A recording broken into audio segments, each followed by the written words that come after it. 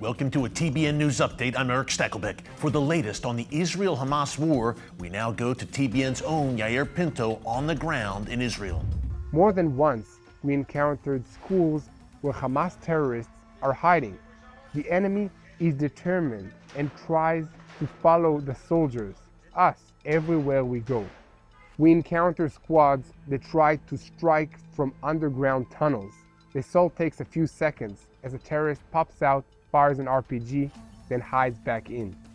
In Khan Yunis, there is no innocent infrastructure. We encounter terrorism in almost every house, in hospitals, in public buildings, and we even received fire from a United Nations building.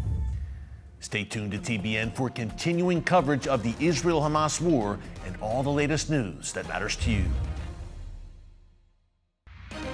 Welcome to a TBN News Update. I'm Belinda Lane. House Republicans unveiled 2 articles of impeachment yesterday against Homeland Security Secretary Alejandro Mayorkas as they vowed to oust him over his failure to manage the U.S.-Mexico border. Republicans contend Mayorkas is guilty of high crimes and misdemeanors that amount to a willful and systemic refusal to comply with the law on immigration. In the articles that drew outrage from Democrats, Republicans argue that Mayorkas is deliberately violating immigration laws passed by Congress, and they accuse him of releasing migrants without effective ways to make sure they show up for court or are removed from the country. The Republican-controlled House Homeland Security Committee is set to vote Tuesday, aiming to send the articles of impeachment to the full House for consideration.